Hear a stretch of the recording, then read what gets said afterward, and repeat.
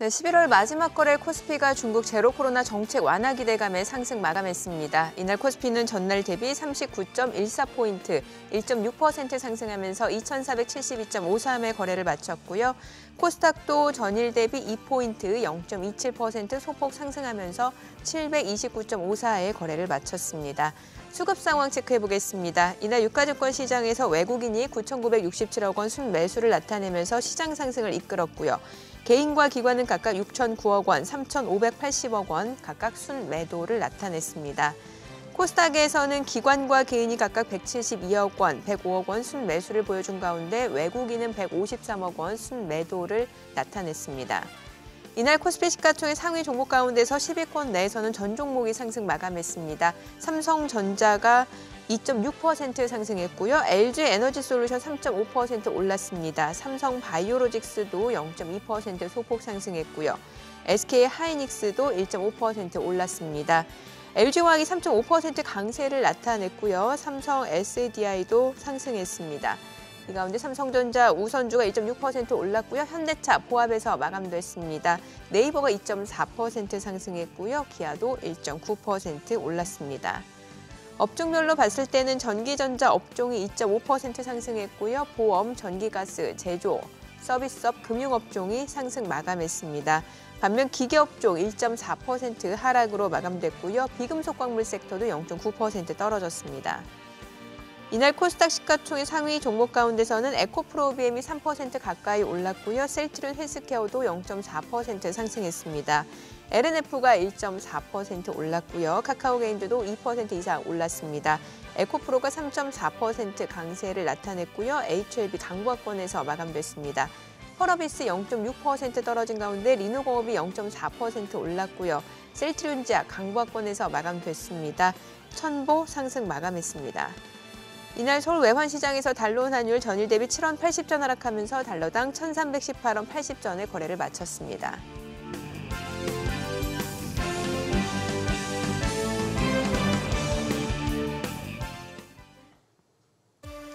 네, 오늘은 유한타증권의 글로벌 자산배분본부의 김동관 연구원과 함께 시장 이야기 나눠보겠습니다. 안녕하세요. 안녕하십니까. 네, 자, 간밤 뉴욕 증시 많이 올랐습니다. 하락세를 좀 마무리 짓고 단계 좀 급등하는 모습을 나타냈는데 제롬 파월 연준 의장 발언이 시장 상승에 좀 힘을 보태줬던 것 같아요. 네, 그렇습니다. 오늘 장 시작 전만 하더라도 이 중국의 코로나19 완화 정책 그리고 이 경기 부양책 기대감이 있었습니다. 하지만 이 시작 전에 이 3분기 GDP가 발표가 됐는데 예상치를 상회하는 그런 모습을 보이면서 오히려 이를 안 좋게 인식을 하였기 때문에 보합권에서 출발을 하는 그런 모습이었습니다. 하지만 말씀해 주신 것처럼 이 미국 연준 의장인 파월이 이 긴축 속도 조절을 기정사실화하는 그런 모습으로서 불확실성을 제외하는 그런 모습을 보였고 이 베이지북에서 또한 일부 지역에서 인플레이션이 급감하고 있다라는 그런 모습을 보였다라고 이렇게 발표를 하게 되면서 오늘장에서 크게 이렇게 반등을 하는 모습을 보였습니다. S&P 500 같은 경우에는 4,000선을 넘어서면서 오늘장 3% 이상 급등을 하였고요. 다우존스는 2.18% 그리고 나스닥 지수가 가장 크게 상승하는 이 4.41% 상승하는 모습을 보였습니다. 네, 그러니까 제롬 파월 연준 의장이 지금 연준이 금리를 빠르게 인상했고 이게 경제에 영향을 미치려면 상당 부분 시간이 필요하다. 그러니까 이걸 역으로 해석하면 인플레이션 완화 기조가 나타나지 않는다 하더라도 시간을 두고 나타날 것이기 때문에 연준은 금리 인상 속도를 좀 조절할 필요가 있다. 이런 내용인 거잖아요. 네, 그렇습니다. 시장에서 사실 지난번에까지 계속 이렇게 우려를 했던 부분은 이번 12월 때도 자이언트 스텝을 이어갈 것인가라는 부분이었는데 이 파월 연준 의장이 이 긴축 속도를 굉장히 이번 다가오는 12월이죠. 12월에 50bp 이상을 하겠다라고 하는 그런 기조로서 명확한 답변을 해주었던 모습에서 불확실성이 완전하게 해소되었다라고 했는데 오늘장 발언들을 몇 개 살펴보시겠습니다. 지금 살펴보시면은 이 기준금리 인상 속도를 조정하는 것이 타당하다라고 이렇게 분명하게 언급을 했고요. 그 시점에 대해서 다음 달, 즉 12월에 다가왔다라고 그렇게 이야기를 해주었습니다. 또한 여전히 이 연착륙은 달성이 가능하다라고 이렇게 언급을 해주었는데요. 한번 물가가 떨어졌다고는 하지만 여전히 영구적인 하락은 아니다라고 이렇게 얘기를 하면서도 충분히 이런 부분에 있어서 감당 가능하다라고 라고 이렇게 얘기를 했습니다. 그러면서 이제 또한 얘기를 했던 부분이 9월에 이미 경제 전망을 통해 내놓았던 부분이죠. 이 내년 금리 예상치가 4.6% 정도인데 이 정도 수준을 웃돌거나 또는 밑도는 그런 수준을 나타낼 것이다라고 하는 점에서 여전히 높은 금리 인상이 진행된다고는 하지만 그 속도가 현저히 줄어들 수 있다라는 그런 기대감을 충분히 가질 수 있었던 발언입니다. 네, 여기에다가 미국 뉴욕 증시 개장 전에 이제 민간 고용 지표 ADP 민간 고용 지표가 발표가 됐는데 이 증가세가 예상치를 밑돌았습니다. 그렇기 때문에 연준이 빠르게 금리 인상을 하면서 고용 시장이 좀 둔화되고 있다라는 해석이 나오는 거잖아요. 네, 맞습니다. 이번 11월 ADP 민간 고용 수치가 12만 7천 개가 발표가 됐는데요. 예상치가 20만 개였습니다. 그리고 전월에서는 23만 1천 건이었기 때문에 굉장히 2배 이상 이렇게 하락하는 그런 모습을 보이면서 충분히 이제 긴축 의지에 있어서 영향을 받았다라는 부분을 나타냈다라는 점이 있기 때문에 이제 금요일장에 있을 이 11월 실업률에 대해서도 충분히 더 실업률이 올라갈 것이다라고 하는 그 나쁜 뉴스가 나오면서 오히려 시장에는 호재로 작용할 수 있다라는 그런 해석이 나오고 있습니다. 예, 그러니까 금요일 날 또 이제 고용 보고서가 발표가 되는데 이게 노동부에서 발표하는 거죠. 네, 그렇습니다. 자, 여기에서도 이제 만약에 고용 시장이 좀 둔화가 된다라고 하면은 오히려 시장을 또 호재로 인식할 수도 있다 이런 얘기인 것 같습니다. 자, 일단 8월 제롬 파월 연준 의장의 발언을 좀 저희가 체크를 해봤고 그에 따라서 이제 채권 시장에도 좀 많은 영향을 미쳤던 것 같습니다. 국제 수익률 상황도 좀 간단하게 짚어볼까요? 네, 대표적인 이제 국채 금리죠. 10년물 국채 금리 같은 경우가 오늘장에서 1.2%포인트나 1.1%나 이렇게 하락을 하면서 3.7%대로 이렇게까지 하락하는 그런 모습이 나왔습니다. 그로 인해서 역시나 위험 자산이 가장 많이 포진되어 있는 나스닥 지수가 가장 크게 이렇게 상승하는 모습이고요. 특히나 뭐 반도체라든지 전기차 관련 주들이 굉장히 크게 반등을 하는 모습 또한 살펴볼 수가 있습니다. 네. 자, 그리고 3분기 GDP 얘기도 해볼게요. 잠정치보다 좀 높게 수정을 했거든요. 근데 이게 시장에서 어떻게 또 인식이 됐나요? 네, 지금 계속해서 나쁜 뉴스가 좋은 뉴스다, 좋은 뉴스가 나쁜 뉴스다 이렇게 말씀을 드리고 있는데 지금 3분기 GDP 증가율이 속보치 2.6%, 저번 달 속보치였던 2.6%보다 0.3%포인트 높은 2.9%포인트가 나왔습니다. 그렇기 때문에 이 부분에 있어서 충분히 지금 미 증시가, 미 경제가 아직까지 긴축 금리가 있어서 더욱더 나아가는 방향에 있어서는 더 긴축 의지를 다져도 되겠네라고 이렇게 해석을 할 수 있기 때문에 그러니까 견조하게 성장세를 이어가고 있다 이런 해석이 가능하다라는 거잖아요. 네, 그렇습니다. 그렇기 때문에 충분히 지금 이러한 부분에 있어서는 연준의 긴축 행보에 더욱더 반대되는 안 좋은 뉴스로 작용을 했다라고 보시면 되겠습니다. 네, 그런데 오히려 그래도 시장은 이런 뉴스보다는 제롬 파월 연준 의장의 발언에 좀 무게를 두는 모습이었던 거죠. 네, 그렇습니다. 네, 자 지금 이제 고용 지표 저희가 얘기를 해봤고 유가 상황도 좀 체크를 해볼게요. 유가가 그동안 좀 $70 중반선에서 흐름이 이어졌는데 간밤에도 유가가 더 올랐어요. 네, 아무래도 이제 중국이 대표적으로 지금까지 계속해서 경기 부양을 할 것인가 말 것인가 또는 이 제로 코로나 이 완화 정책이 있을 것인가에 대한 부분에 있어서 굉장히 의구심이 있었는데 이 부분에 있어서도 어찌됐든 중국 정부에서 계속해서 경기 완화를 하겠다라는 그런 정책들이 쏟아져 나온 것과 동시에 충분히 지금 긴축 기조에 있어서 이렇게 더욱더 하방 압력을 받고 있는 그런 모습이 나오면서 경기가 다시 성장할 수도 있다라는 그런 해석이 있었기 때문에 오늘장에서 이 유가 같은 경우에는 3%나 급등하는 그런 모습을 보였습니다. 네, 알겠습니다. 간만 뉴욕 증시 3대 지수 모두 상승한 가운데 오늘 국내 증시도 강세가 예상됩니다. 저희 잠시 후 동시효과 상황 전략으로 돌아오겠습니다.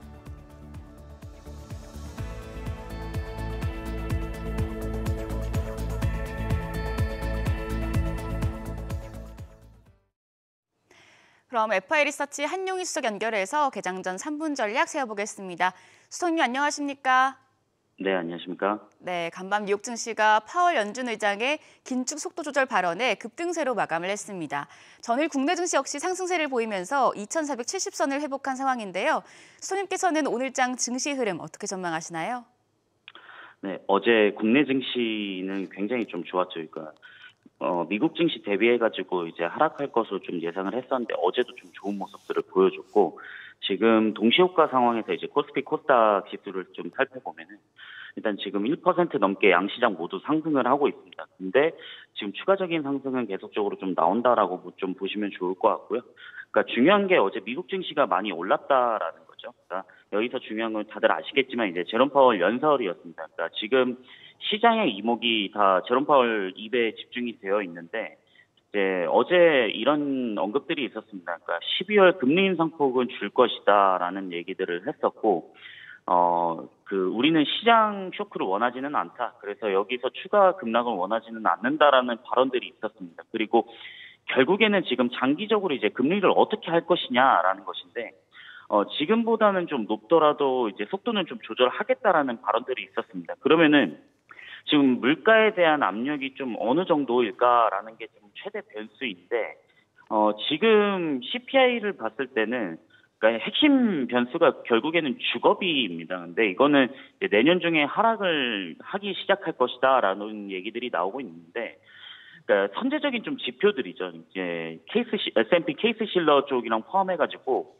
주택은 이미 꺾이고 있습니다. 근데 우리가 흔히 말해서 이제 시차가 좀 있죠. 그러니까 레깅 효과라고 부르는데 이게 반영이 되려면은 좀 시차가 좀 필요합니다. 그렇기 때문에 제가 볼 때는 CPI가 본격적으로 좀 하락할 수 있는 거는 내년 초반이라고 생각을 하고 있고요. 그렇기 때문에 지금은 말씀드리면은 증시는 여전히 좀 긍정적이다라고 말씀을 드리겠습니다. 그래서 지금 동시호가 상황에서도 여전히 좀 좋다라고 말씀을 드리겠고요. 어제 제롬 파월 연준 의장이 이런 발언들을 하면서 환율 쪽도 한번 보셔야 되는데요.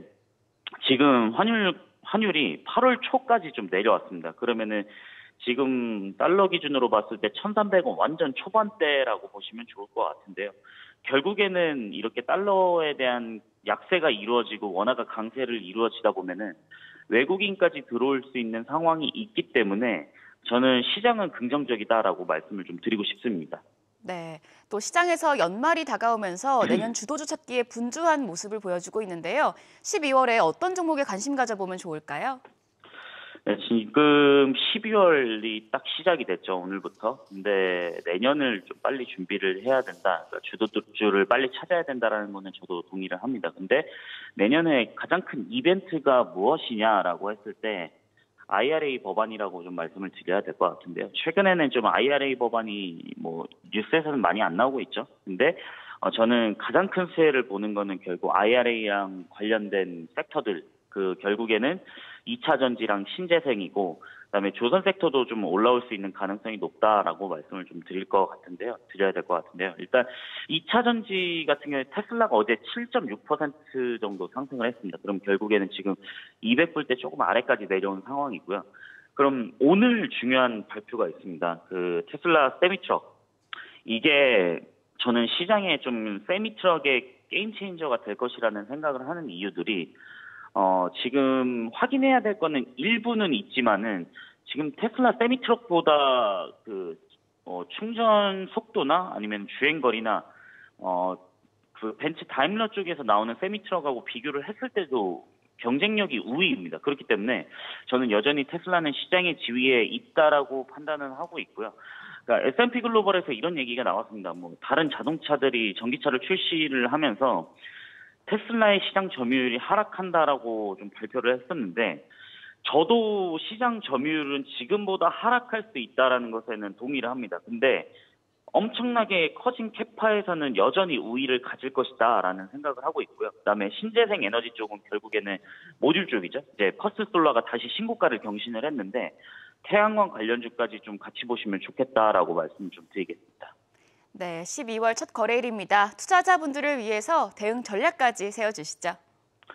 네, 일단 지금 동시호가 상황에서 계속적으로 좀 상승하는 모습들을 보여주고 있는데, 지금 뭐 코스피는 1.3% 상승할 것으로 예상을 하고 있는데, 저는 결국에는 이게 개장 이후에도 분위기는 굉장히 좋을 것으로 보입니다. 그래서 제롬 파월 연설로 인한 증시가 훈풍이 불 것이다. 근데 저는 이게 뭐 단기적인 것보다는 장기적으로 봤을 때 지속적으로 좀 상승할 수 있는 부분이라고 생각을 하는 거는 스탠스가 변화를 했다라는 거죠. 그렇기 때문에 내년에는 좀 금리에 대한 게 좀 완화 스탠스가 더 나온다라고 하면은 더 긍정적이라고 판단을 하고 있고요. 그렇기 때문에 지금은 저평가 구간이다라고 인식을 하시면 좋을 것 같습니다.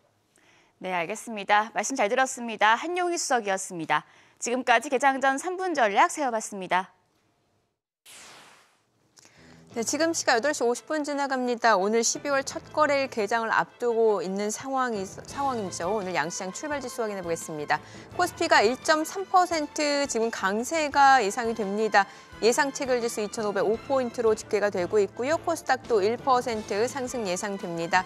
예상 체결 지수 737포인트입니다. 시가총액 상위 종목 예상 체결가 보도록 하겠습니다. 오늘 대부분의 종목들이 강세가 예상되고 있죠. 삼성전자 1.4% 상승 예상되고요. 예상 체결가 63,100원이죠. LG에너지솔루션도 2% 상승이 예상됩니다. 예상 체결가 60만 원이고요. 삼성바이오로직스 1% 상승 예상됩니다. SK하이닉스도 2.4% 상승 예상되죠. 예상 체결가 87,100원이고요.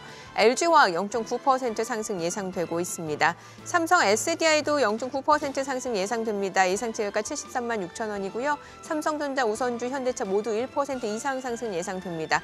네이버가 오늘 3.7% 상승 예상되고요. 예상 체결가 19만 4천 원이죠. 기아도 0.8% 상승 예상됩니다. 예상 체결가 69,200원이죠. 지금 보시다시피 시가총액 10위권에서 전 종목이 강세가 예상되고 있는 상황이고요. 코스닥 시가총액 상위 종목 예상 체결가도 보도록 하겠습니다. 에코프로비엠이 2.3% 상승 예상됩니다. 예상 체결가 11만 6,500원. 셀트리온 헬스케어가 보합이 예상되죠. 예상 체결가 6만 5천 원이고 LNF가 1.6% 상승 예상됩니다. 예상 체결가 22만 3,700원. 카카오게임즈, HLB 모두 1% 이상 상승 예상되고요. 펄어비스가 2.3% 상승 예상됩니다. 예상 체결가 4만 4,500원이고 HLB도 1.3% 상승 예상되죠. 그밖에 리노공업, 천보 모두 2% 이상 강세가 예상되고요. 이 가운데 셀트리온제약, 호가에서는 2.5% 하락 예상됩니다. 예상 체결가 6만 4,800원으로 집계가 되고 있습니다. 이제 개장까지 7분여가량 남았습니다. 계속해서 시장 이야기 좀 나눠보도록 하죠. 일단 12월 첫 거래 출발 자체가 굉장히 순조로울 걸로 예상이 되는데 전반적으로 12월 연말 랠리, 산타 랠리에 대해서 기대감 좀 가져도 되는지도 궁금해지네요. 네, 그렇습니다. 앞전에 말씀드렸던 것과 같이 지금 불확실성 중에 가장 중요했던 부분이었죠. 네. 미국에서 어찌되었던 자이언트 스텝이 아닌 빅 스텝을 할 것인가 말 것인가에 대한 부분에 있어서 어느 정도 답안을 준 이 시장에 대해서 충분히 미 증시에 앞으로 13일에 있을 이 기준금리 인상에 관련된 부분이 만약에 50bp가 인상이 된다라고 했을 경우에는 산타랠리가 이어질 수도 있다라고 이렇게 말씀을 드릴 수가 있겠고요. 특히나 한국 증시 같은 경우에는 이제 중국도 빼놓을 수가 없는데 그렇죠. 이미 보신 것처럼 중국 증시에 관련해서도 지금 이 중국 정부에서 계속된 완화 정책이 펼쳐지고 있는 그런 모습이기 때문에 산타랠리에 조금 더 무게를 두는 게 맞지 않을까 저희는 그렇게 판단하고 있습니다. 연말 산타랠리도 기대해 볼 수 있다. 네, 예. 그렇습니다. 자, 그럼 우리 시장에 대해서 좀 얘기를 해볼게요. 사실 우리 시장에 대해서는 이제 펀더멘탈 자체는 크게 문제가 없는데 여러 가지 매크로 변수라든지 심리적으로 굉장히 투자 심리가 많이 위축되어 있다 이런 얘기가 나오고 있고 대외 여러 가지 여건에도 굉장히 민감하게 반응을 하고 있는 상황인 거잖아요. 네, 그렇습니다. 이 한국 경제 같은 경우에는 예. 대외 의존도가 굉장히 높은 상황입니다. 그런데 올 한 해 보셨던 것처럼 사실 이 글로벌 경제 동향 같은 경우에 굉장히 경기 침체에 대한 우려가 더욱더 부각이 되었던 그런 모습이기 때문에 우리 한국 경제 같은 경우에도 굉장히 그런 우려가 부각이 되는 그런 네네. 모습이었습니다. 그런 모습들을 이제 볼 수 있는 여러 가지 차트들을 보시면서 함께 얘기를 해보면 좋을 것 같은데 지금 보시면은 이 기업 경기 실사 지수라든지 그리고 소비자 지출 전망 같은 경우가 오른쪽에 보시면 계속해서 2022년도에 꺾여 있는 그런 모습을 예. 보이면서 글로벌 경기와 마찬가지로 동행하는 모습으로서 한국 경제도 굉장히 위험하다. 그렇기 때문에 기업들이라든지 소비자들 모두 지갑을 닫는 그런 모습이 나올 것이다라고 이렇게 전망을 하는 모습이 나왔기 때문에 이러한 부분에서 굉장히 많은 우려들이 있었습니다. 그렇죠. 그러한 부분에서 과연 우리나라가 계속해서 경제 성장 그리고 증시가 성장할 수 있을 것인가를 보았을 때는 저희 본부에서는 계속해서 이 대외 건전성이 굉장히 건전하다라고 강조를 드렸었는데 그 부분을 오늘 조금 더 강조드리면서 말씀을 드린다고 하면 한국 증시가 지금 이렇게 굉장히 저평가를 받고 있는 구간에서는 충분히 매력적인 시장이 아닌가라고 이렇게 답을 드릴 수가 있을 것 같은데 함께 보시겠습니다. 지금 보시면은 이 대외 건전성을 확인할 수 있는 4가지 지표들을 볼 수가 있는데요. 순대외 채권부터 이 순대외 금융자산 그리고 외환 보유액 그리고 마지막으로 이 경상 수지를 볼 수가 있겠습니다. 이러한 4가지 지수를 보는 데 있어서 1997년도에서 98년도에 있었던 이 아시아 금융위기 그리고 2008년도에 있었던 글로벌 금융위기 그리고 현재 수준에 있어서 비교를 하는 그런 모습을 볼 수가 있는데 먼저 이 순대외 채권입니다. 이 순대외 채권 같은 경우에는 대외 채권에서 이 대외 채무를 뺀 것입니다. 즉 우리나라가 받을 돈이 빌린 돈보다 더 많다라는 이런 뜻으로 해석을 할 수 있기 때문에 지금 보시면은 이 아시아 금융위기라든지 글로벌 금융위기 때는 마이너스 10.3% 또는 4.8% GDP 대비해서 이렇게 낮은 수치였는데 지금 보시면은 21.3% GDP 대비해서 나오고 있다라고 하는 것은 그만큼 우리나라에 받을 돈이 더 많다라고 이렇게 해석을 할 수가 있을 것 같고요. 그리고 두 번째 있는 순대외 금융자산도 살펴보시면은 이것도 대외 금융자산에서 부채를 뺀 것입니다. 그만큼 급할 때 돈을 낼 수 있는 여력이 충분한가 그리고 대외 지급 능력이 충분한가를 이렇게 볼 수 있는 그런 부분인데 올해 3분기에 이 순대외 금융자산이 7,860억 달러가 나왔다고 합니다. 네. 이는 사상 최고치를 나타내는 수치이기 그러네요. 때문에 굉장히 건전하다라고 말씀을 드릴 수가 있겠고 GDP 대비해서도 지금 보시는 것처럼 앞전에 금융위기 때는 거의 마이너스 13% 수준이 계속해서 나왔다가 올해는 보시면 41.1% 굉장히 높게 나와 있다는 부분에서 건전성이 굉장히 충분한 상태이다라고 말씀을 드릴 수가 있겠고 외환 보유액 같은 경우에도 지금 살펴보시면은 지금 24.2%가 나오고 있는 모습입니다. 충분히 건전성이 있다라고 이렇게 얘기가 나오고 있고 지금 IMF에서도 충분히 우리나라의 시장에 대해서는 대건전성이 안전하다라고 이렇게 증명을 해 주었습니다. 그리고 이제 마지막으로 경상수지 같은 경우에도 3.4%가 나온 모습을 살펴볼 수가 있는데 이 경상수지 같은 경우에는 벌어들이는 돈에 대비해서 이 부채, 즉 소비, 저희가 비용이 들어가죠. 이 비용이 들어가는 부분이 최근에 급감했다라는 모습에서 이제 다시 반등을 한 모습인데 가장 큰 부분이 바로 유가였습니다. 네. 유가와 그리고 원자재 관련된 부분이 지금 계속 하방 압력을 받고 있는 것은 자명한 사실이고 만약에 이렇게 제조업 강국인 우리나라에 대해서 유가가 안정세를 찾고 원자재도 안정세를 찾는다라고 한다라고 하면 경상수지는 당연히 더 증가를 하는 모습이 나올 수가 있기 때문에 이러한 모습에서 한국 증시가 저평가를 받고 있는 상황, 그것과 맞물려서는 충분히 투자할 가치가 있는 그런 상황이기 때문에 글로벌리하게 만약에 투자를 한다라고 했을 경우에는 저희는 5% 정도는 충분히 담는 그런 시장이다라고 우리 증시 말씀드리고 있습니다. 비중을요. 네, 그렇습니다. 지금 말씀해주신 내용 보면 뭐 받을 돈도 많고 금융자산도 뭐 아시아 금융위기, 글로벌 금융위기 대비로도 지금 금융자산도 굉장히 좀 증가한 상태고 여기에다 외환 보유액도 괜찮고 또 경상수지도 괜찮고 이러니까 포트폴리오상 5% 정도는 담아볼 만하다. 네, 그렇습니다. 근데 설비 투자 지표도 좀 많이 좋아지고 있다면서요.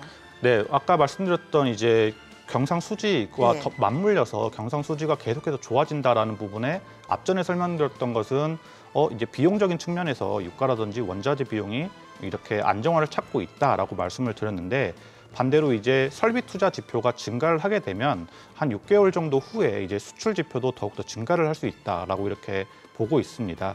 지금 보시는 것처럼 이제 파란색 선이 이제 수출액 증가율인데 지금 보시면은 수출액이 굉장히 크게 감소를 했던 부분인데 반대로 검은색 선인 설비 투자 증가율은 어떻게 되고 있냐? 계속해서 증가를 하고 있습니다.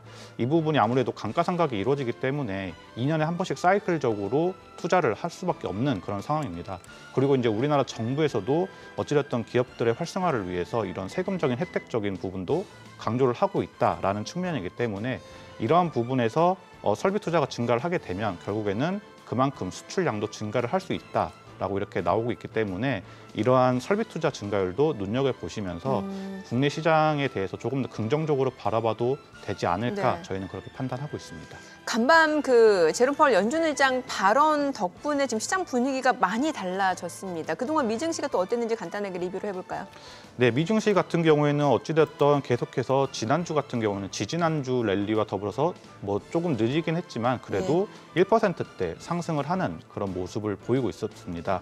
지금 보시면 이거는 지난주 금요일 장마감 기준인데 다우존스가 1.78%로 가장 많이 올랐고 나스닥 지수는 0.72%로 가장 적게 소폭 상승하는 그런 모습을 보이면서 한 달간 보시면 어찌됐든 11월 달에는 좋은 모습을 보였다라고 이렇게 보시면 좋겠습니다. 알겠습니다. 자, 간밤 뉴욕 증시 3대 지수 많이 올랐고 오늘 국내 증시도 강세가 예상됩니다. 확인해보죠. 개장합니다.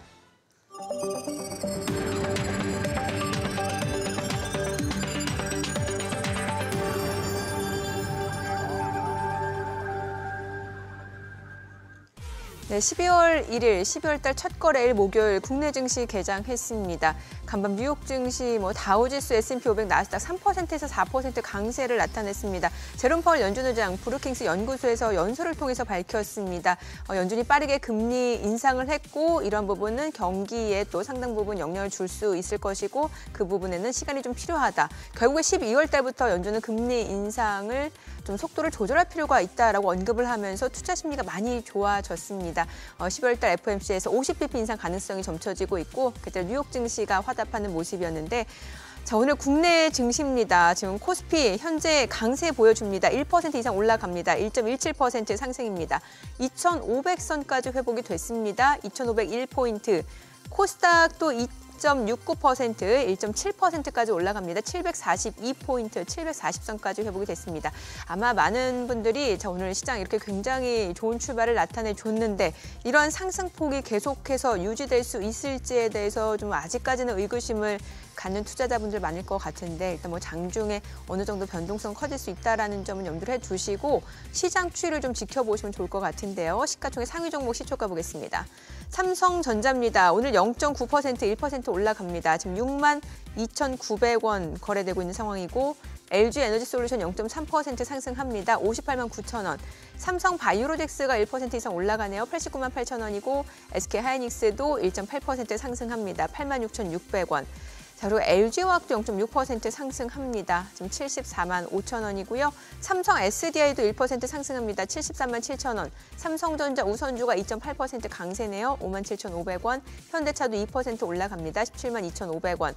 네이버가 3% 올라갑니다. 19만 3,500원. 다만 음봉을 보여주고 있다는 점이 다소 좀 아쉬운 감이 있고 기아가 0.4% 상승합니다. 6만 8,900원에 거래되고 있습니다. 지금 대부분의 종목들이 상승을 보여주고 있는 상황이고 또 일부 종목 같은 경우는 음봉을 보여주고 있습니다. 일단 신장이 종목이 좀 올라갈 때 차익 실현에 나서겠다 하는 그런 욕구도 좀 있는 걸로 보여집니다.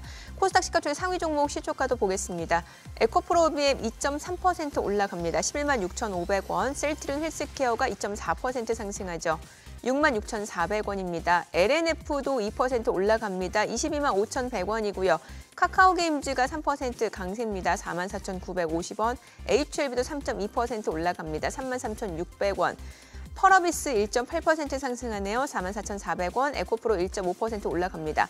리노공업도 3% 강세죠. 17만 6,900원. 셀트리온제약도 2.8% 올라갑니다. 6만 8,400원이고 천보 2% 상승하면서 24만 6,400원에 거래되고 있습니다. 코스닥 쪽에서는 시가총액 10위권 내에서 전 종목이 상승을 보여주고 있는 상황입니다.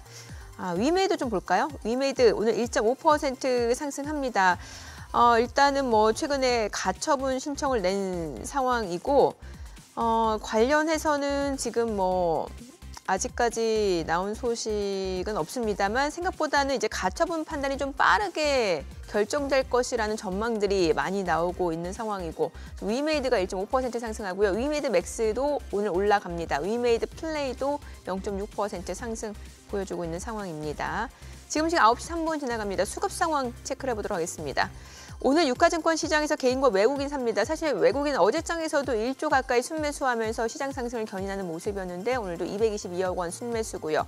개인도 275억 원 매수 우입니다.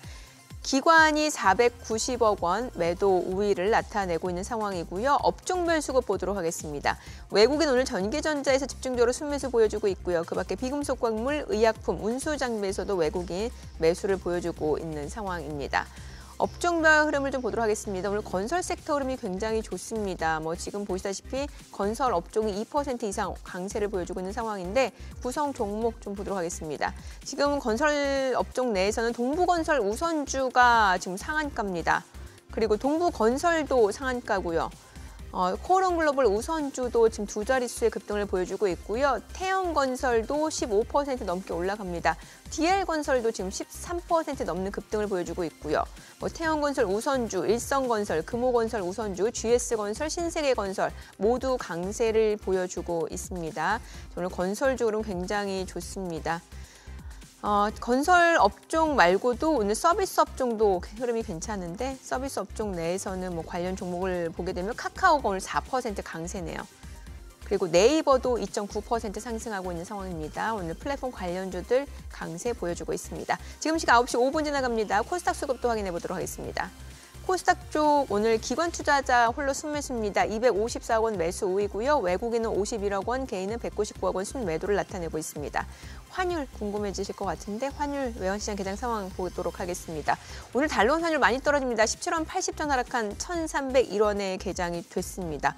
와, 제롬 파월 연준 의장 발언이 채권시장, 외환시장 굉장히 빠르게 영향을 미치네요. 예. 네, 그렇습니다. 사실 이 시장에서 가장 싫어하는 게 어찌됐든 불확실성인데 그렇죠. 이 부분에 있어서 가장 전 세계가 주목했던 게 바로 파월 연준 의장의 발언이었는데 충분히 이 정도까지 파급력이 있다라고 판단이 들고요. 12월에 만약에 정말로 이제 정말 50bp 인상이 단행이 된다라는 것과 동시에 이제 각국의 이제 각 지역의 연준 의장들의 발언이 쏟아진다라고 하면 충분히 더 이렇게 시장이 활성화될 수도 있다라고 저희는 판단하고 있습니다. 네, 자, 앞서 저희가 이제 미증시 상황을 좀 체크를 해봤습니다. 그럼에도 불구하고 이제 아직까지 시장 참여자들이 이게 시장이 계속해서 상승세를 이어갈 수 있을지에 대해서 조금 의구심을 갖는 게 경기 침체 이슈가 끊이지는 않고 있고 실제로 장단기 금리 역전 현상이 좀 지속되고 있는 거잖아요. 네, 그렇습니다. 이제 경기 침체 우려가 사실상 비껴나가기 힘든 이슈인 네. 거는 사실입니다. 그 이유에 대해서 몇 가지 살펴보시는데 가장 대표적인 게 바로 이 장단기 금리차입니다. 장단기 금리차, 즉 장기 금리 같은 경우에는 이 경기를 따라가는 그런 지표이기 때문에 경기가 하락한다라고 하면은 당연히 장기 금리는 하락하는 그런 추세를 보일 것이고요.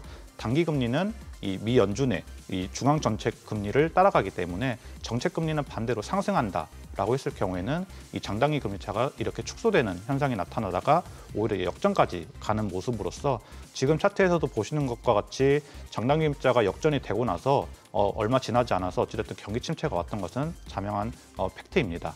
그래서 지금 팩트 10년 마이너스 3개월 장단기 금리차를 보시면은 마이너스 0.63% 그리고 10년 마이너스 2년 장단기 금리차는 마이너스 0.73%로서 사상 최대치를 지금 기록하는 모습까지 보인다라고 지금 이렇게 얘기가 나오고 있는 만큼 경기 침체에 대한 우려는 분명히 사실입니다.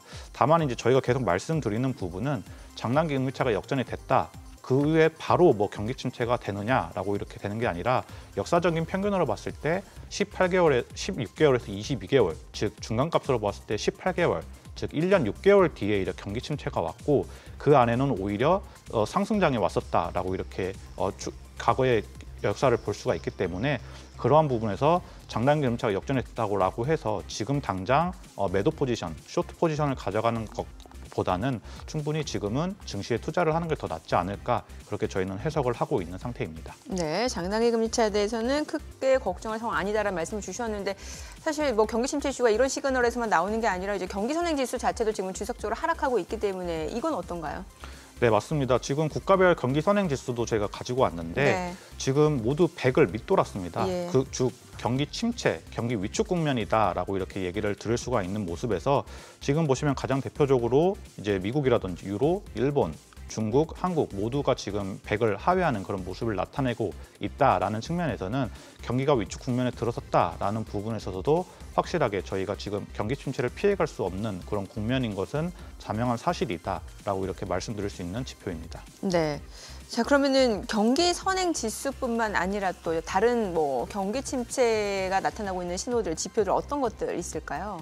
네, 지금 다음 장에 준비한 모습은 바로 이제 주택 시장, 그리고 이제 ISM 제조업 지수, 그리고 이제 미시간 소비 심리 지수, 즉 가계와 기업들의 이런 심리 지수들이 굉장히 큰 폭으로 꺾여 있는 그런 모습 또한 확인해 볼 수 있는데 특히 가계에 대한 이런 소비 지출이라든지 그런 여력을 살펴볼 수가 있는 주택 시장과 이 미시간 소비자 심리 지수 같은 경우가 더 크게 하락폭을 보이고 있는 모습에서 가계에서 이런 소비 위축 그리고 경기 침체에 대한 우려가 굉장히 더 크게 나타나고 있다라는 측면은 부정할 수 없는 사실이다라는 것을 지금 이 차트에서 보실 수가 있는 모습입니다. 네. 그럼에도 불구하고 크게 걱정할 필요가 없다라는 건 분명 다른 이유가 있을 것 같은데 어떤 포인트를 투자자들이 봐야 되는 건가요? 네, 저희 본부에서는 어찌됐든 경기 침체에 있어서 연착륙이 가능하다라고 네네. 계속해서 강조를 드리는 부분에 있어서 어찌됐든 지금 예대율이 지속적으로 상승을 하고 있다라는 것입니다. 네. 즉 대출 대비해서 예금 대비해서 대출이 어느 정도 있느냐를 나타내고 있는데 과거의 역사치를 함께 보시면요. 지금 가장 최근이었던 2018년도 부분에 있어서 이 예대율이 77%가 넘었었습니다. 그런데 지금은 지속적으로 증가를 하고는 있지만 여전히 66.97%, 즉 67% 수준으로서 여전히 과거 대비해서 올라갈 여력이 충분히 있는 그런 상태이기 때문에 대출이 계속해서 증가를 할 수 있다. 그렇게 힘든 금리 상황 속, 경기 상황 속에서도 어찌됐든 빚을 갚아나갈 수 있는 대출 여력이 있다라는 것은 충분하게 지금 연착륙이 가능한 상태로라도 이렇게 해석을 할 수 있는 중요한 지표이기 때문에 계속해서 저희는 이 예대율을 주시하고 업데이트 드리고 있는 모습입니다. 근데 그 연체율 자체가 조금 올라가고 있다라면서 이거는 걱정스러운 부분 아닌가요? 네, 연체율 같은 경우에도 소폭 반등을 한 모습을 살펴보실 수가 있겠습니다. 2분기 대비해서 이 3분기 지금 4가지 연체율을 제가 가지고 왔는데 보시면은 미국의 신용카드 대출이라든지 전체 상업은행 대출이라든지 가계대출 그리고 상업부동산 대출의 연체율을 살펴보시면은 2분기 대비해서 뭐 신용카드 같은 부분은 최근엔 가장 이렇게 이슈가 되는 부분이긴 한데 지금 연체율이 1.85%에서 2.08%로 이렇게 증가를 하는 그런 모습입니다. 다만 앞전에 제가 이제 한국 대외 건전성 부분에서도 얘기를 했던 것처럼 닷컴 버블이라든지 이 금융위기 시절과 비교를 해봐야 된다는 것이죠. 그래서 살펴보시면은 닷컴 버블 때라든지 금융위기 때는 4%대가 넘는 신용카드 연체율이 있었습니다. 그런데 지금은 거의 절반 이하로서 이렇게 굉장히 안정적인 그런 모습을 나타내고 있기 때문에 충분히 견딜 만한 연착륙을 할 수 있는 그런 상황이다라고 말씀드릴 수가 있겠고 지금 상업용 부동산 대출 같은 경우에는 우리나라 같은 경우에는 어찌됐든 지금 부동산 시장 같은 경우에는 굉장히 우려가 많지만 미국은 부동산 대출 관련해서 변동금리가 아니라 고정금리를 거의 대부분 받고 있기 때문에 지금 오히려 이 연체율이 0.72에서 0.64%로 1분기 동안 더 하락을 하는 그런 모습을 보이면서 더 연체율이 좋아졌다라고 말씀도 드릴 수가 있는 부분이기 때문에 충분히 지금 미국의 재무 건전성 그리고 경기에 대한 건전성이 있다라고 볼 수 있는 지표라고 말씀드릴 수가 있겠습니다. 네. 자, 앞서서 이제 제롬 파월 연준 의장이 그동안 이제 연준이 빠르게 금리 인상을 했고 이런 부분이 시장, 그러니까 경제에 영향을 주려면 좀 시간이 필요하다. 거꾸로 얘기하면 인플레이션 완화 기조가 나타나는 데까지 어느 정도 시간이 필요하니까 좀 여유를 둘 필요가 있다라는 얘기를 했기 때문에 그럼 인플레이션 하락이 조금 더 가속화될 수 있을지가 굉장히 중요한 포인트가 될 것 같거든요. 네, 맞습니다. 앞전에 말씀드렸던 경기 침체 연착륙이 가능하다라는 것은 결국에는 인플레이션이 충분히 하락을 한다라는 게 가장 중요하겠는데 지금 어찌됐든 이 제롬 파월 연준 의장 발언 전에 이제 저희가 주목을 하고 있는 것은 이 존 윌리엄스 뉴욕 연은 총재, 제 3인자가 이렇게 지금 이런 식으로 얘기를 했습니다. 2023년 금리 인상이 종료가 되고 2024년에 금리를 인하할 것이다라는 그런 발언을 했는데 이것이 금리 인상에 대한 발언이 아니라 금리 인하에 대한 발언이 최초로 나온 것입니다. 그래서 충분히 지금 미 연준에서 이런 금리가 인플레이션 인하가 되고 있다라는 것을 어느 정도 인정을 하고 있는 것을 힌트를 준 것이 아니냐라고 저는 판단을 하고 있고요.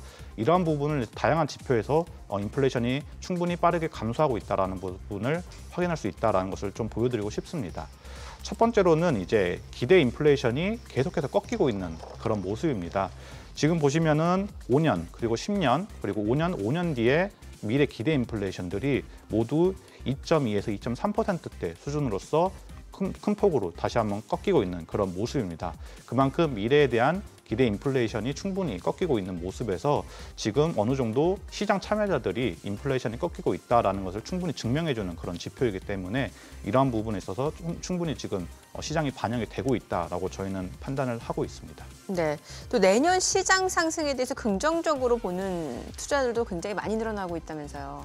네, 그렇습니다. 지금 이 어찌됐든 이 시장 전문가들 중에서도 굉장히 불리시하게 나타나고 있는 대표적인 분 중에 하나가 이 와튼 스쿨의 제레미 시겔 교수인데 시장을 좀 시장이 강세를 보여줄 것이다 이렇게 보시는 건가 봐요. 네, 그렇습니다. 내년에 미 증시가 최대 20%대까지 이렇게 상승을 할 것이다라고 하면서 미 연준이 지금 이렇게 급격하게 금리 인상을 하는 것에 대해서 맹비난을 했던 그런 교수님인데 이 부분에 있어서 이제 이 교수님의 의견에 있어서 가장 핵심적인 부분이 인플레이션이 이미 꺾이고 있다라는 부분에 있어서 가장 주목해야 될 거는 부동산 시장 관련된 부분인데 부동산 시장이 분명히 너무나 뒤늦게 인플레이션에 반응이 된다라고 이게 가장 핵심 포인트입니다. 지금 이 차트를 한번 보시면요. 임대료 CPI 같은 경우는 노란색 선인데 계속해서 증가를 하는 그런 모습이죠. 그런데 반면에 이미 이 진로우라고 하는 이 부동산 플랫폼에서 임대료 지수를 파악을 해보니까 YOY 기준에서는 지금 거의 뭐 절반 이상 깎여 있는 그런 모습으로서 굉장히 큰 폭으로 깎여 있는 모습이 나오고 있기 때문에 이러한 부분이 CPI에 아직 반영이 안 됐다라는 점에서 금리 인상을 빠르게 단행할 수 없을 것이고 충분히 이제 인플레이션이 꺾였다라고 이렇게 증명을 하고 있다라고 이렇게 자신의 주장을 강력하게 피력을 하고 있는 모습이고요. 이런 부분을 또 하나 이제 저희가 주목을 하고 있는 부분이 이제 월세, 임대료 같은 부분에 있어서 이 새로운 지표가 나오고 있는 모습인데 지금 신규 근원 CPI라고 해서 이렇게 지금 차트에서 보실 수가 있는데 지금 이 부분은 이 개인들의 신규 월세 임대료가 포함이 된 것입니다. 기존에 이제 저희가 얘기를 하고 있는 근원 CPI 같은 경우에는 이 월세 임대료 지수가 포함이 되지 않는 것이고요. 이 월세 임대료가 포함이 된 CPI를 살펴보시면은 지금 2.8%로 근원 CPI의 5.8% 거의 2배 가까이 차이가 나고 있습니다. 그만큼 월세 임대료가 나중에 근원 CPI에 포함이 된다라고 했을 경우에는 임대료 그리고 즉 인플레이션이 충분히 빠르게 꺾일 수 있다라고 저희는 판단을 하고 있습니다. 네. 자, 그리고 이제 인플레이션과 관련해서 지금 어느 정도 이제 피크아웃 얘기가 나오고 있다 보니까 이 부분에 대해서도 어떤 의견들이 나오는지 좀 체크를 해보죠. 네, 지금 이제 다음 장으로 예. 이제 준비할 그전까지는 이제 CPI 그리고 부동산 관련된 지표들이 계속 꺾이고 있다라고 이렇게 말씀드렸고 이제 생산자 측면에서도 이런 부분이 확연하게 나타나고 있다라고 이렇게 말씀을 드릴 수가 있는데 이제 3대 신용평가 기관이죠. 무디스 같은 경우에도 이제 글로벌 인플레이션이 10월 달에 정점을 찍었다라고 이렇게 발표를 하는 모습인데 지금 국가별로 이런 생산자 물가 지수를 살펴보시면요. 고점을 찍고 하락을 하는 그런 모습을 다 나타내고 있다라는 모습을 나타내고 있습니다. 특히나 이제 뭐 체코 같은 경우도 이제 충분히 꺾였고 어제 이제 뭐 미국 독일에서 발표된 뭐 PPI는 아니지만 CPI 같은 경우도 크게 꺾여 있는 모습에서 지금 이제 생산자 물가 지수도 CPI와 맞물려서 충분히 꺾이고 있는 모습이기 때문에 충분히 이런 부분에서 인플레이션이 하락을 하고 있는 그런 증거 자료다라고 이렇게 말씀을 드릴 수가 있겠습니다. PMI도 그럼 마찬가지인가요? 네, 그렇습니다. PMI 같은 경우에도 지금 이 뭐 제조업이라든지 서비스업 모두 지금 동반해서 이렇게 하락을 하고 있는 모습을 살펴볼 수가 있겠습니다. 예, PMI도 동반 하락 중이다라는 말씀을 주셨고 그러면은 글로벌 공급망 상황은 어떤가요? 사실 인플레이션과 관련해서는 이제 뭐 수요가 뭐 증가가 되거나 아니면 공급망이 둔화될 때 인플레이션 압력이 가속화될 수 있는데 지금 글로벌 공급망 상황은 어떤가요? 네, 결국에 앞전에 말씀드렸던 이제 생산자 물가 지수와 연동이 된 게 바로 이 글로벌 공급망 압력 지수인데 압력 지수가 낮으면 낮을수록 오히려 인플레이션은 하락을 하는 그런 그렇죠. 모습인데 지금 보시는 것처럼 공급망 관련된 하방 압력이 지수가 4에서 1로 지금 4배 이상 하락하는 그런 모습을 이 파란색 선에서 살펴볼 수가 있기 때문에 이러한 모습에서 생산자 물가 지수가 충분히 더 하락을 할 수 있는 그런 좋은 지표도 사용이 되고 있다라고 이렇게 말씀드릴 수가 있겠고 더불어서 말씀드릴 수가 있는 게 이 컨테이너 지수 같은 경우에도 지금 보시면은 굉장히 고점 대비해서 78%까지 급감을 하게 되면서 2020년 하반기 때 모습을 나타내고 있는 모습이기 때문에 충분히 지금 좋은 모습이다라고 판단을 할 수가 있겠습니다. 여러 물가 지표도 지금 많이 좀 하락하고 있는 상황이라면서요? 네, 그렇습니다. 지금 뭐 앞전에도 이미 말씀드렸지만 원자재 관련된 부분에 있어서 뭐 산업용 금속, 기금속, 그리고 농업지수, 그리고 에너지 관련된 모든 지수 관련된 부분에 있어서 하방 압력을 받고 충분히 하락을 하고 있는 모습을 이 한 차트에서 살펴볼 수가 있기 때문에 앞으로 이런 모습이 계속 이어진다라고 하는 모습에 있어서는 계속 말씀드리는 이 인플레이션 하방 압력에 충분히 좋은 자료로 쓸 수 있다라고 말씀드리고 있습니다. 그러니까 여전히 경기 침체 이슈는 여전하긴 하지만 연말 랠리 또 앞으로 좀 추가적인 상승에 무게를 실어볼 수 있는 여러 가지 이런 뒷받침 근거들이 좀 있다라는 말씀 주신 것 같고 그럼에도 불구하고 시장이 전체적으로 올라가는 건 아니니까 어떤 종목, 어떤 섹터를 선택하느냐에 따라서 수익률은 또 극명하게 엇갈릴 수밖에 없거든요. 네, 최근에 이제 뭐 다우 지수가 계속해서 아웃퍼폼을 하게 되면서 나스닥 지수보다는 다우 지수가 더 좋은 거 아니냐라고 이렇게 말씀을 하시는 분들도 계신데 저희 본부에서는 여전히 이 성장주, 특히나 이제 나스닥 100 위주 종목이 더 좋은 모습을 나타낼 것이다라고 판단을 하고 있기 때문에 이 성장주 위주 투자를 65% 그리고 이제 가치주 부분을 35% 정도로 하는 것이 좋지 않나라고 이렇게 저희는 추천을 하고 있고요. 이와 관련돼 있어서는 계속해서 지금 보시는 것처럼 사실 11월 달에 가장 대표적으로 이제 이슈가 됐던 게 뭐 워런 버핏 같은 경우에도 이제 TSMC를 대거 매입을 하면서 굉장히 반도체 시장에도 긍정적으로 바라보고 있다라는 그런 시장 흐름이 나타나는 모습도 나타났고 지금 올해 어쨌든 바이든 정부에서 중간 선거에 관련돼서 충분히 더 선방을 하지 않았습니까? 이러한 부분에서 내년에 이제 인플레이션 감축 법안이죠. IRA가 시행이 된다라고 했을 때 어떤 부분을 주목해야 되냐라고 하면은 어찌됐든 신재생 에너지와 전기차 관련된 부분도 주목을 하는 게 굉장히 중요하다라고 판단하고 있습니다. 네. 전기차 말씀을 주셨으니까 왜 전기차에 주목을 해야 되는지도 저희가 이유를 좀 들어볼게요. 네, 어찌됐든 전기차 침투율이 굉장히 빠르게 진천이 되고 있다라고 이렇게 계속해서 말씀을 드릴 수가 있는데 이제 블룸버그 NEF에 따르면 어찌됐든 2030년에서 2040년까지 가게 되면은 이 전기차 침투율이 75%대까지 넘어간다라고 하는 부분에 있어서 굉장히 기존 내연기관차들에 대비해서 충분히 더 빠르게 이렇게 침투율이 당겨진다라는 부분이기 때문에 이런 시장성이 계속해서 확대되는 전기차 시장에 주목을 해야 되는 건 자명한 사실이다라고 판단을 하고 있고요.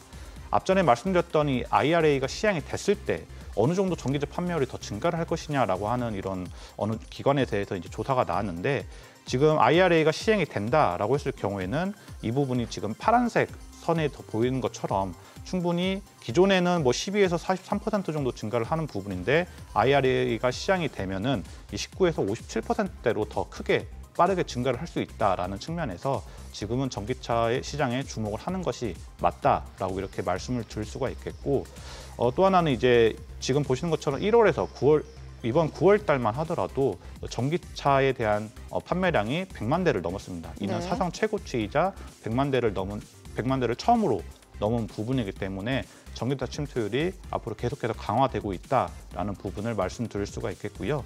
이제 이 부분에 있어서 그럼 어떤 종목을 선택해야 되냐까지 네. 이제 말씀드리고 싶어서 마지막 자료를 준비해 왔는데 지금 최근에 이제 어찌됐든 테슬라가 다시 한번 반등을 하고 있습니다.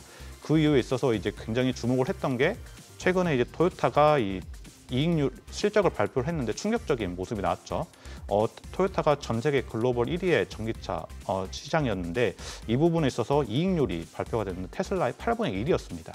그러니까 아무리 차를 많이 팔아도 테슬라의 이익률에 8분의 1밖에 미치지 못하는 그런 모습이기 때문에 전기차 시장 무조건 판매를 많이 한다라기보다는 어찌됐든 이익률, 마진율이 충분히 잘 나오는 그런 기업에 투자를 하는 것이 중요하다라고까지 그런 측면에서 말씀드리고 테슬라가 좋다. 테슬라나 현대차, 기아차도 현대차, 굉장히 기아차. 좋게 보고 있습니다. 예, 알겠습니다. 앞으로 또 시장 전망 또 저희가 관심 종목까지 얘기 들어봤습니다. 오늘 말씀 고맙습니다. 잘 들었습니다. 네, 지금 시각 9시 23분 향해 갑니다. 어제장 외국인 순매수 상위 종목 현재 주가 상황 확인을 해보도록 하겠습니다. 어제 외국인 유가증권 시장에서 삼성전자, LG에너지솔루션, 두산밥켓, LG화학, 삼성 SDI 순매수했는데요. 두산밥켓 그리고 삼성 SDI, 삼성전자가 지금 상승 중입니다. 기아, LG이노텍, KTNG, 삼성전기, LG전자입니다. 오늘 LG노텍 2.9% 강세고 기아도 올라가고 있는 상황이고요. LG전자도 소폭 상승 중입니다. 기관 순매수 상위 종목도 보도록 하겠습니다. LG전자, 현대로템, 우리금융지주, 포스코홀딩스, 메리츠금융지주입니다. 오늘 금융주들 흐름 괜찮고요. 포스코홀딩스도 1.3% 올라갑니다. 자, 그리고 아모레퍼시픽, 아모레G, 하나금융지주, KB금융, 한국전력입니다. 하나금융지주도 2% 올라가고 아모레G 2.8% 상승 중이고요. 한국전력도 소폭 올라갑니다. 지금 시각 9시 23분 지나갑니다. 시장 전체적인 흐름 볼게요. 코스피가 1% 상승 중입니다. 2,499포인트.